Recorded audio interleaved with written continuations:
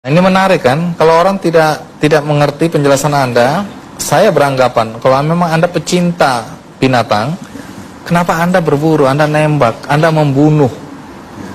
Jadi kalau konsep dunia itu Pak Andi, pemburu itu itu adalah penyayang binatang dan orang konservasi. Saya sudah nerima 2 kali International Conservation Award dan pernah jadi ketua di negara orang lain, di region 42, negara Cina dan Jepang 3 kali berturut-turut. Tapi mengapa Anda diberi penghargaan seperti itu? Saya salah satu pemburu yang belum pernah gagal dan tidak pernah melanggar aturan. Karena berburu yang benar itu, berburu konservasi itu harus siang. Harus ada killing point-nya, dan senjatanya atau pelurunya tidak boleh under power, tidak boleh nyiksa gitu. Jadi kayak badak ya, maaf ya, badak itu izin nembaknya 30 sampai 50 ribu US. Kalau kita nembak luka, dia lari, kita harus bayar dan kita tidak boleh lagi nembak badak. Kalau kita bicara peluru ini apa anunya ya? Jadi kalau dia bisa mati di sini, kita harus nembak minimum peluru ini gitu. Ke atas boleh. Oh, ke atas supaya tidak menyiksa dia. Iya, tidak menyiksa. Dan kalau Big Five itu minimum dia pelurunya itu 340 ke atas. Kalau di Indonesia emang aturan ini nggak ada? Kalau Indonesia, saya kebetulan penatar di Perbakin pusat ya, sudah 30 tahun, perubahan minim sekali. Kalau pemburu Indonesia saya rasa tidak kurang 90% pembantai. Kenapa Anda menyebutnya pembantai? Kalau di Indonesia berburunya malam, pakai senter, betina ditembak, anaknya ditembak, lagi hamil tembak. Kadang-kadang sapi orang pun ditembak. Benar, terjadi itu, terjadi. Sedangkan di luar negeri kita harus siang. Jadi konsepnya itu fair chase ya. Kita manusia ini makhluk paling sempurna, punya senjata, punya peralatan lengkap. Satwa pendengaran, penglihatannya, penciumannya lebih tajam dari kita. Jadi itu fair chase. Siang hari harus tua dan kita tembak begitu mati kita kuliti, dagingnya kita tinggal. Jadi dagingnya untuk pemangsa, tidak membunuhi anak-anak satwa yang masih produktif.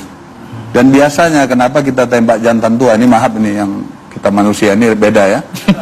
Dia bawa betina 6-7 ekor tapi tidak produktif. Kesian yang jantan muda gitu.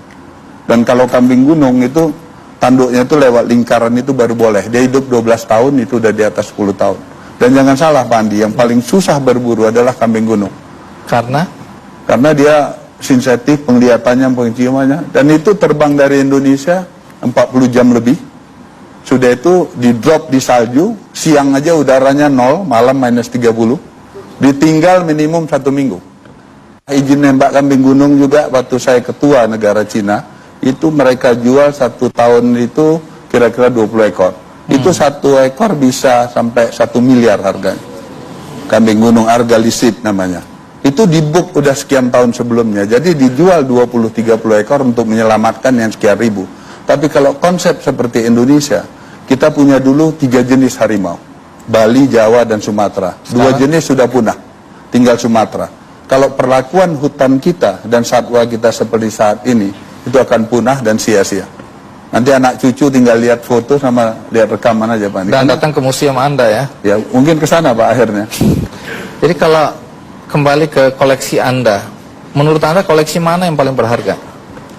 Saya dulu kepingin sekali punya badak hitam, karena itu nembaknya itu antara 300 sampai 1 juta dolar. Lelangnya. Ya saya nggak mampu Pak Andi, dan terus terang aja karena saya ada proyek sosial di yayasan kami, membangun rumah kumuh dan sebagainya. Itu satu rumah baru 25 juta. Saya kali-kali nembak badak udah bisa untuk rakyat 30 sampai 50 rumah. Nggak fair nih, saya nggak nembak. Tapi saya terus berusaha melalui tukang air keras, taksidemis ya, dan teman-teman di Kruger Park.